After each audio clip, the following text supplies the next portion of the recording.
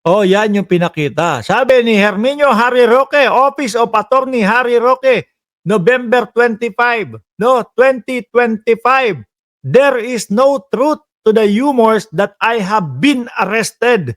I have a scheduled flight to Vienna, Austria today, November 25. At yan nga po yung pinakita niya, yung ticket, mga kababayan. Hindi pinakita yung ano, hindi pinakita yung kamay na hawak kung may poses o wala ano. Ang pinakita lang yung ticket. O picture mo. Bakit kaya nagkakaila pa? Eh malalaman din ng mamamayang Pilipino. Unang-una, ano, hindi daw na-aresto. Pakinggan ho natin mga boss ha.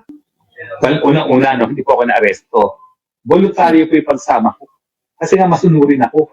Kaya lang, nung tinanong ako, gusto mo bang lumipad? Siyempre, hindi. Meron akong 2 medical certificate unfit to fly. Kaya lang, akala ko wala akong choice. So, nung tinanong ako, siyempre hindi. Pinababa ako kaagad. So, wala pong arestuhan. Ganyan naman uy, di ba? Pati ho si Lucky Buloy, mga kababayan, kung maalala nyo. Ano ang pinapalabas ng mga DDS? Hindi ako na-aresto. Hindi na-aresto. No? Sumuko si Kibuloy. Pero ang totoo ho, mga kababayan, ding-ding na lang ang pagitan nila ni Torre. Kaya napilitan na ho, mga boss si Pamo, sir, na lumabas si Kibuloy doon sa kanyang lungga. Ganyan lang dinuya si Roque. Diyos ko po, sabi ni Chi Villaruel, Asus, boy, hindi ko nababasahin yan. Naka-live tayo. Palusot. Sino po ang naniniwala dito na si Roque ay nagpapalusot pa? No? Imbis na maawa tayo, lolokohin pa tayo.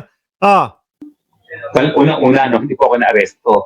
Voluntaryo po yung pagsama ko. Kasi nga masunurin ako. Oo, masunurin pala no? Pag sinabi sa yung tuwad doon sa loob ng oblo, tuwad agad. Stop niya yung nagawa ng FB niya.